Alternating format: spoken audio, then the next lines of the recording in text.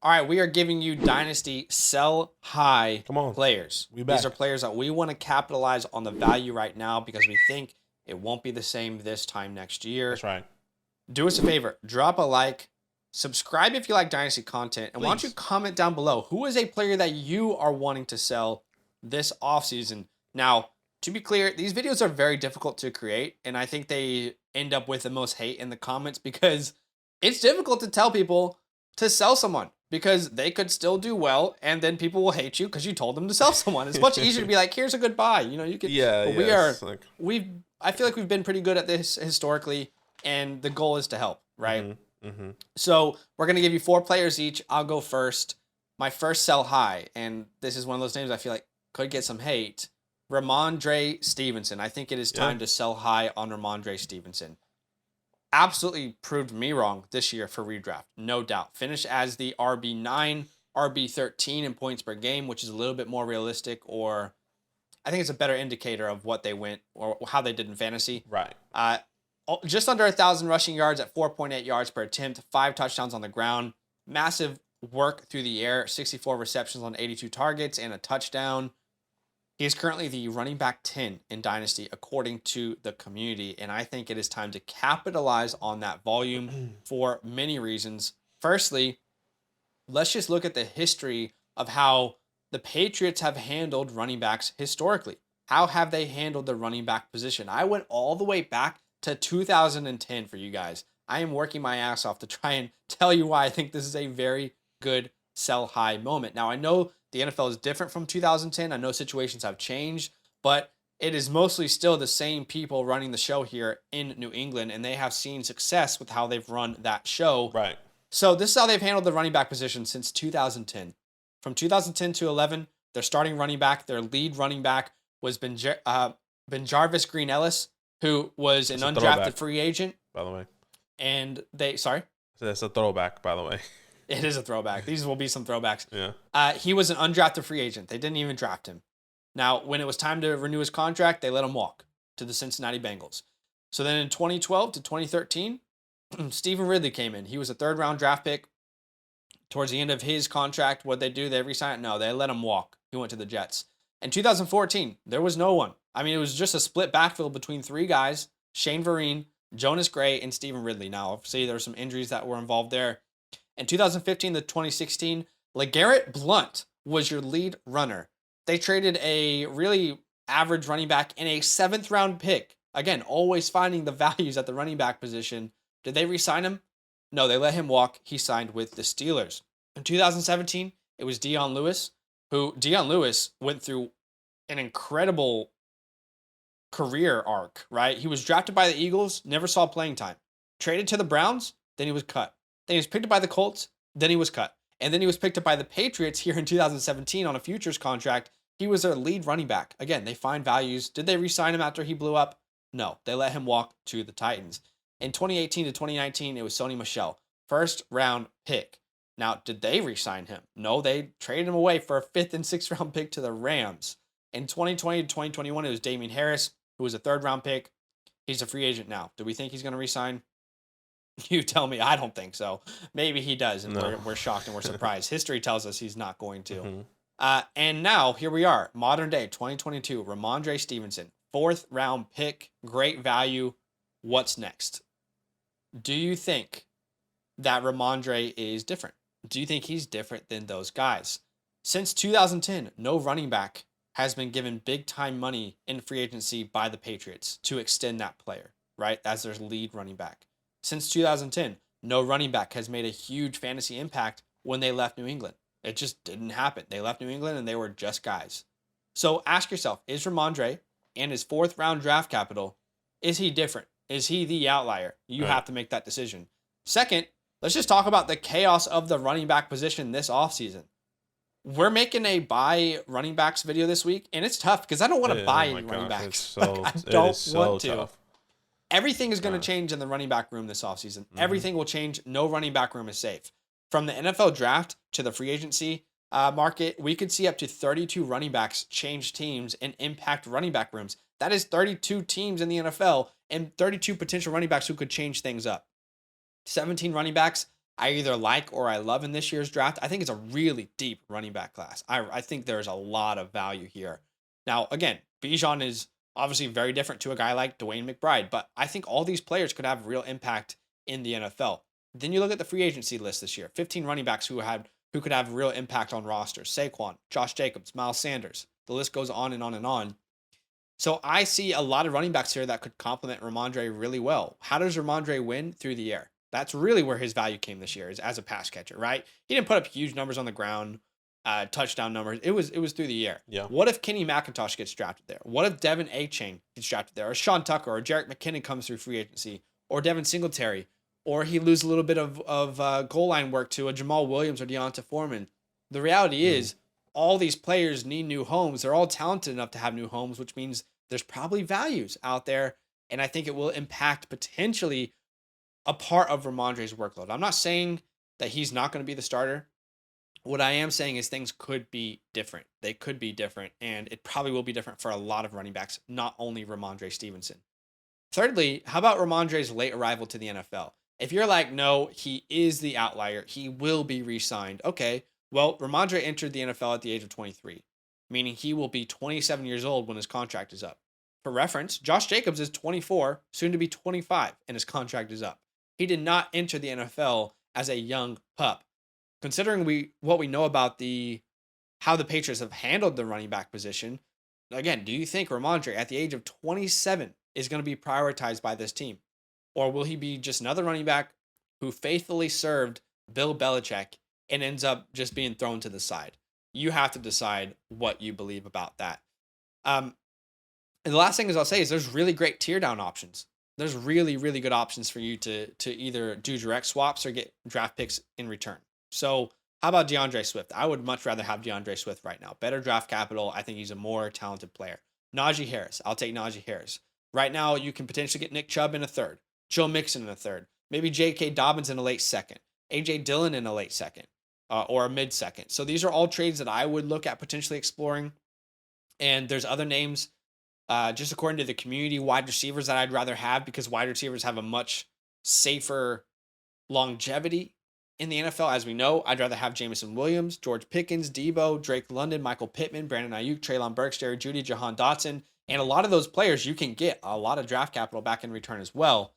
And if you're looking to sell him for just pick compensation, I think a mid-first round pick. If I can get the 106 to the 108 to the 109, I'm personally going to take that deal and run and feel like I just robbed somebody. So, Again, Ramondre Stevenson, he 100% proved me wrong this year, but I 100% believe that now it's a time to sell.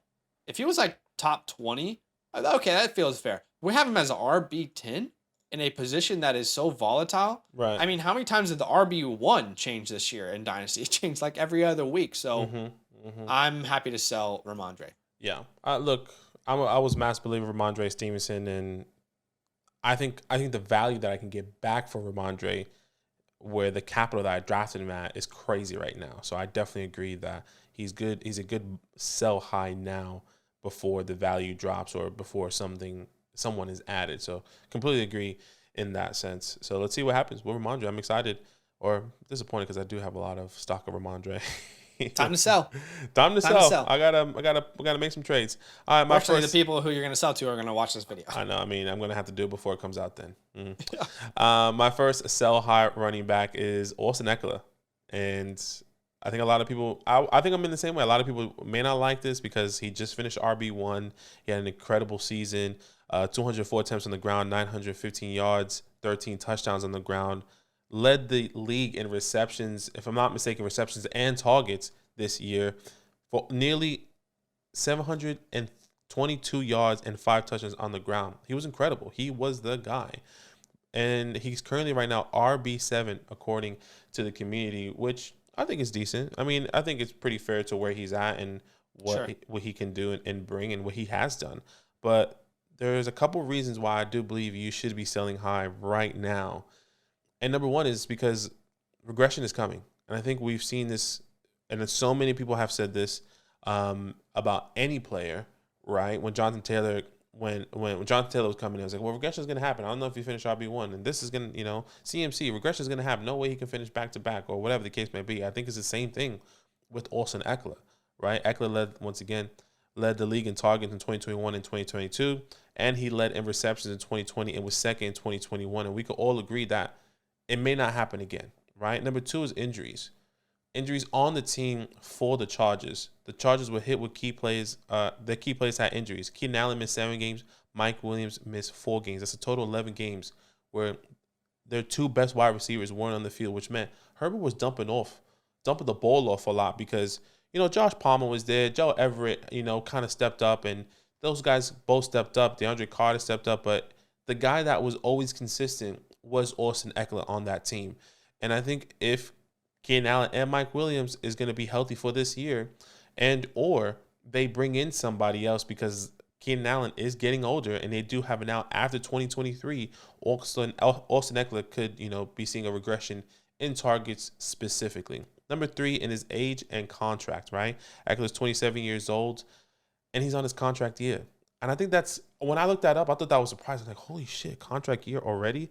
Like, it happened so fast. And I thought that there was going to be a couple more years there. I was like, oh, maybe it can't. Like, this won't be a good thought process. But I would be really surprised if the Chargers re-sign him. Honestly, I would be really surprised because I do believe it's time to, not that it's time to move on from Austin Eckler, but it's okay. Like, we need to get young. It's time to think of new things. It's time to, get some fresh legs in there. Austin Eckler has been great, but I would not be surprised if the Chargers draft a running back in the first round or even second round to, relieve Eckler of his role in 2023, which once again, you can see the regression in the transition of that role. And for his front office, I mean, we saw the playoffs. Is Brandon Staley going to leave? I mean, there's already reports saying that he may not leave, right? Is that going to change the outlook in the workload of Austin Eckler and who he is going to be for this team? I think there's so much that can happen, and that can be good and bad. That can be okay. If Brandon stays, that's good. But if Brandon goes, I think that could be a huge hit on someone like Austin Eckler, who has been a pillar to their team in the past couple years, right? So once again, the community sees him as RB7. These are some people that are younger that are around the same area in the community or lower in rankings, right? Josh Jacobs, 24 years old, he's RB8. You can get him in a package. So these are some players I would trade Austin Eckler away to acquire, right? So Josh Jacobs, once again, a running back. DeAndre Swift, 24 years old, RB11. You can get Josh Jacobs, who is also 24 years old, who is RB24 right now. You can get some J.K. Dobbins. You said J.K. Dobbins. You can get picks back as well, or you have to send picks right to that. And Najee Harris, 24, RB12 right now, and I think you can get a mid first right now. 106, sure. 107, 108. He's a hot name. Yeah, Austin Eckler is there and has the potential. And once again, if I was surprised that he was on his contract year, maybe your league mates saying, "Oh, he just had a great year, finished RB1." Like, maybe I need to get him, or maybe there's a win now team that is just missing that winning piece and needs Austin Eckler. So I think if you can get him right now, if you can sell him right now and get a younger piece, tiered down to a younger guy that's going to have a good production coming into 2023, I think that would be a 200 IQ move for you guys. Yeah, I don't mind it at all. Let's see what happens with Austin Eckler. I mean, he is one of those guys who you just would love to have on your team, 100%. Which is why it's hard. Like, because he gets fantasy football and he cares, Yeah. So let's see what happens. It will be, I don't think you're wrong. Sell high. The second one for me is Chris Godwin. And I was personally a little bit surprised by how the community still ranked him. He is currently wide receiver 21 according to the community, which feels a little bit too high to me. On the year, he was a wide receiver 18. He was actually a wide receiver 14 in points per game, so he had a pretty good year. In only 14 games, he had 98 receptions on 135 targets, almost 1,000 yards and 3 touchdowns. But I think it's time to sell. Let's talk about the TB12 effect. I personally don't believe that Brady is going to retire after this year. Anything's on the table. I personally don't think he does. If he does, then this is an even better take. But I think he's probably done in Tampa Bay. His contract's up. He doesn't seem very happy there. Rumors about him wanting to go to Miami last year. Maybe that's why he retired, is because he wanted to force his way to Miami. Talks about him potentially linking back up with Josh McDaniels in Las Vegas. There's been talks about him going to the Niners because that team pretty much perfectly suits him, and he grew up a fan of them. So I don't personally believe that he is content in Tampa Bay. And maybe part of that has to do with the coaching staff that's changed. I mean, all this success True. with Bruce Arians, and now Bruce Arians is not in that role anymore. So right now, we know for sure that Tom Brady at some point will leave this team. Okay. And when that happens, we know the community will overreact and overcorrect Chris Godwin's value because we've seen it before. Yeah. January 27th, 2022. This is pre Brady's retirement. Godwin was a wide receiver 12. February 4th, 2022, when Brady retired, post Brady retirement, he's the wide receiver 17.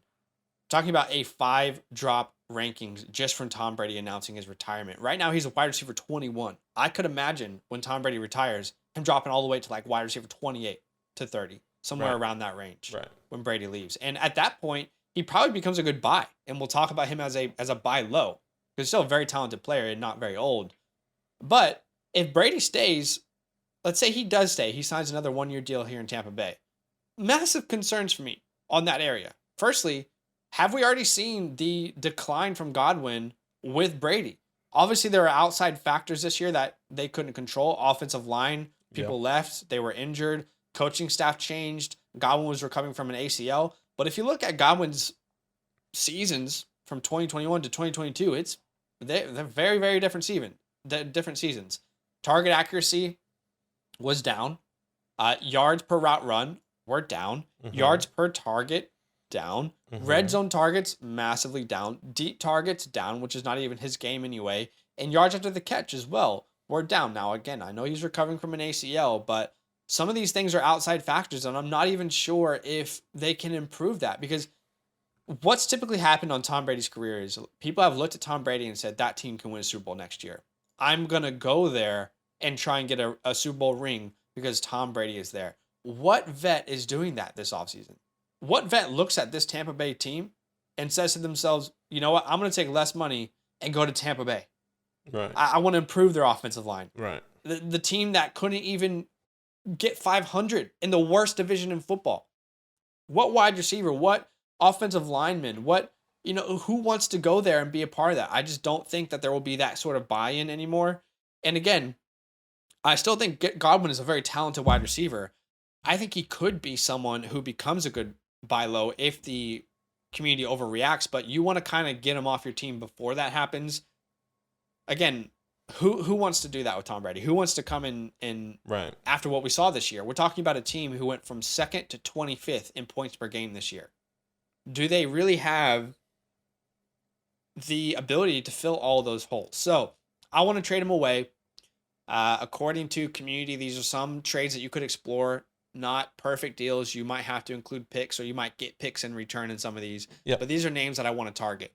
George Pickens, Christian Watson, Michael Pittman, Brandon Ayuk, Treylon Burks, Jerry Jeudy, DJ Moore, Jahan Dotson, Hollywood Brown, Deontay Johnson. And some of those names, again, you could probably get value back in a deal with picks. And then if we're looking at picks, if I can get a late first in 2023 or a first in any other class, I'm doing that in a heartbeat. And I'm kind of just waiting for that drop and seeing if I can buy him even lower. Yeah. Godwin, man, everything lands on TB12, honestly. Yeah. I mean, Yeah, it kind of sucks. And I'm a person that owns Godwin. I'm a person that's been trying to sell him before the season was ending, but people were already saying, well, let's wait until TB12 makes his decision. Sure. It's really hard to do that. But so you want to try and do that now, because there definitely will be change. 100%. There's going to be even more change and more hesitation as well. So we'll definitely TB12, man, make a decision. My second sell high running back or player is a running back, and that's Tony Pollard. RB7 this year, over 1,000 yards, 9 touchdowns, got some work in the air, 55 targets this year, which is pretty good. 3 touchdowns in the air. He's currently RB13 according to the community. I think that's really high, right? I think that's, in my personal opinion, I think that's really high for somebody that kind of stepped into a really good role, and he's behind somebody that is also declining in production due to age and injury and everything that's happening with his starting running back, Zeke, right? So once again, a couple reasons why I believe you should be selling him. One, the free agency market. I think Zach kind of hit the nail on the head with when he was talking about Ramondre Stevenson. There are a total of 32 running backs, including Pollard, that are free agents. That is one for each team. Not saying all these guys are going to get signed. Total of 32 running backs, including the NFL drafts. So you got like 15 in NFL drafts, 17 in free agency, or vice versa, however many there is. That is a lot of running backs. That is so many running backs. And I'm not saying that, Tony Pollard is a bad guy. I'm just saying I'm not necessarily sure if, they either want to pay Tony Pollard or whatever, because he is a free agent. So he could go anywhere else. So keep that in mind. Number 2 is draft capital. Pollard was picked in the 4th round in 2019 NFL draft. They didn't necessarily draft him to be this massive guy. He was going to be a role player, a guy that was going to relieve Zeke in his prime, right? He was a change of pace guy when they needed him. And I think that's exactly who he is. That's the type of player that he's going to be and continue to be. I don't believe there's a workhorse role there for Tony Pollard. I think he just kind of fell into this opportunity because Zeke decline kind of happened. So I feel not fast, but it was like Zeke top 5, and then it was like boom. So I guess it was fast. Maybe not. Anyways, my third reason, everything's big in Texas. Come on, man. We know who Jerry is. Jerry likes to make a splash. Jerry likes to spend money. Jerry likes those big names. Jerry likes somebody that's going to come in and contribute and just go crazy. And I'm not saying that, okay, they're going to make a splash in the NFL draft. In NFL free agency. It can be in free agency or it can be in the NFL draft, right? So in the NFL draft, could that be Bijan? Can Bijan fall to the end of the first? And could they get Bijan Robinson? If Bijan's there, I agree. Yeah, he's a Cowboy. Could they get Jahmyr Gibbs? Right? Could they get someone in the 2nd round like a Zach Charbonnet or Sean Tucker or 3rd round and then say, okay, you know what? It's a higher draft capital. There's more opportunity for these guys. I think that can really impact Tony Pollard, and that could be crazy, right? And same thing with the free agency market now. People that are available, which I believe, in my opinion, are more talented and could handle the workload. Right, Monty is available, 25 years old. Miles Sanders is available, 25 years old. Damian Harris, I think that one's a little bit more shaky, but I think there's a couple guys in free agency. I think I thought of Kareem Hunt, right? Kareem Hunt's a free agent. I think we will all agree that Kareem Hunt could potentially be getting more of the workload in the 1st and 2nd down, and Tony Pollard is just still a 3rd down guy, right? So I think that's kind of thought process. And 4 is the ceiling. I think it's hard for me to picture Tony Pollard being this big name guy, being a guy that's going to continue in 2023, no matter where he goes, whether it's in Dallas or somewhere else, being a top right now 15 running back, right? I don't think that's the case in my personal opinion. I think what he's done this year is fantastic and was good for fantasy relevance. You got him in the late rounds, mid-late rounds, and he probably was a league winner for you. Right? That's just not the case in my personal opinion. So if you can trade Pollard away with that high price, which I think is crazy right now, according to community, these are running backs. I can't even do it because my mouse died. Let me plug in my mouse. These are running backs, right? That are currently lower than Tony Pollard, which I think is crazy. Just according to the rankings to the community, right? And don't mind age, just think of the thought process. Nick Chubb is lower than Tony Pollard. Joe Mixon, J.K. Dobbins, Derrick Henry, Dalvin Cook, Miles Sanders, these are all guys that are workhorse guys that are currently lower in the community's eyes that I believe you can get, even if you're a win-down team, if you are a futuristic team. Maybe I will sell Tony Pollard to get a Dalvin that is older, because I know the thought process. Is that a realistic trade in my eyes? No. But if somebody's looking at the community's rankings and saying, I'm going to go buy that, then maybe take advantage. Maybe be that guy that takes advantage of somebody.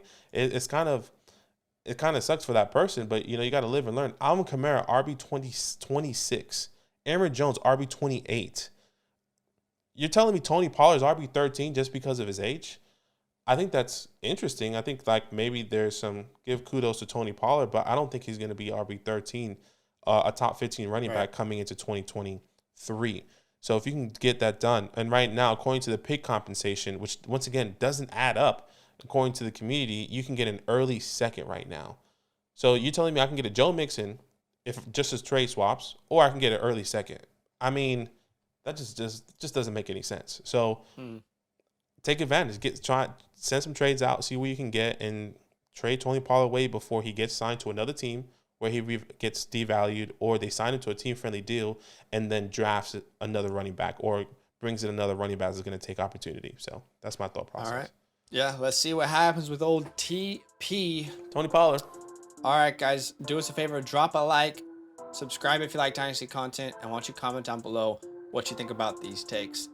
Let us know, and we'll see you in the next video here very soon. Yo, what's good? Thanks for watching. We got a lot more videos. A lot more. If you want more videos. Watch now, it. You can also subscribe. Right now. If you want to. You need to. And lastly, don't forget that you can sign up to support the show and get exclusive content by going to patreon.com/FantasyLand fam.